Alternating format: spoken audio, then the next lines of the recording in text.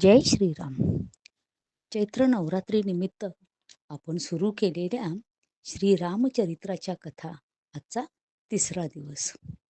श्री रामचंद्रास गुरुपदेश.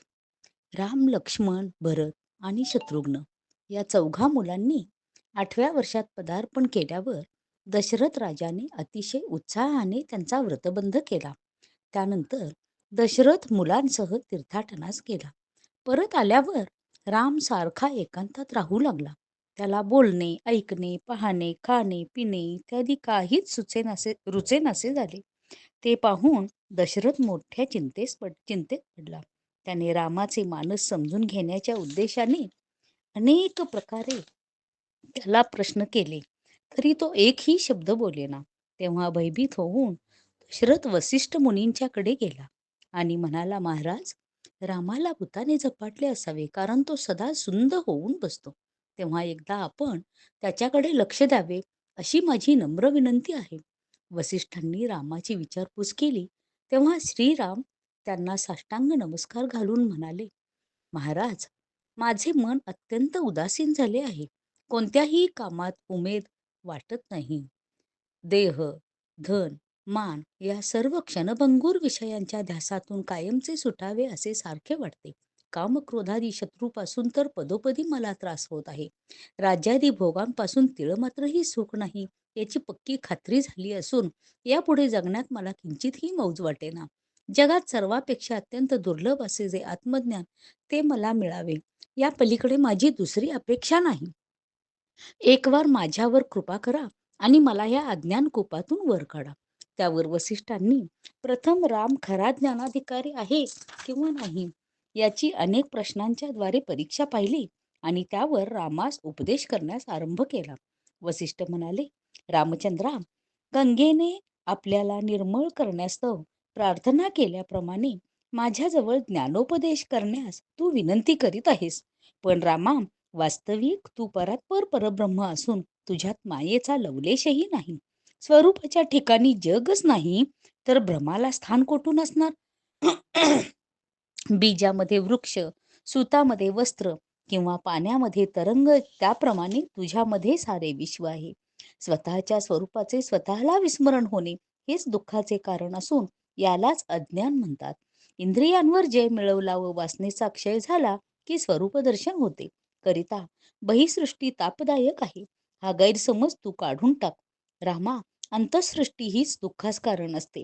याकरता थोडा वेळ एकांतात बसून शांतपणे अंतर्यामी तू निरीक्षण कर आणि जी वृत्ती उठते तिच्या मागे न जाता तिचा साक्षी होऊन राहण्याचा चिकाटीने अभ्यास कर. तुझ्या ज्या कल्पना उठतात त्या तुझ्यातच खेळतात आणि तुझ्यामध्येच विलीन होतात. त्याप्रमाणे उत्पत्ती, स्थिती आणि लय हे त्रय तू प्रत्येक क्षणाला जाणत आहेस, म्हणून त्याचा तू साक्षी आहेस. तू चैतन्य रूप तसेच स्वयंप्रकाश आहेस. देह जड व परप्रकाशित आहे. देहाचाही तू द्रष्टा आहेस. करिता देह प्रारब्धाची गाठ घालून मी सांगितल्याप्रमाणे अभ्यासाकडे परिपूर्ण लक्ष केंद्रित कर. याप्रमाणे वसिष्ठांचा बोध ऐकता ऐकता रामचंद्राला समाधी लागली. 18 दिवस झाले तरी राम अजून समाधीतच आहे हे पाहून वसिष्ठांनी रामाला थापटून सावध केले. जेव्हा रामाने हळूच डोळे उघडले तेव्हा समोर गुरुचरण त्याच्या दृष्टीस पडले. तोच त्याने गुरुचरणी मस्तक ठेवले आणि सद्गदित होऊन म्हणाला, महाराज, आपल्या कृपेने आतापर्यंत मी परम आनंद समुद्रात बुडून राहिलो होतो. या आनंदापासून केव्हाही विन्मुख होऊ नये असे मला वाटते. यापुढे हा दुःखमय संसार मला नको आहे. या दासाला हेच सुख चिरकाल भोगू द्यावे हीच चरणी प्रार्थना आहे. हे रामाचे बोलणे ऐकून वसिष्ठांना हसू आले.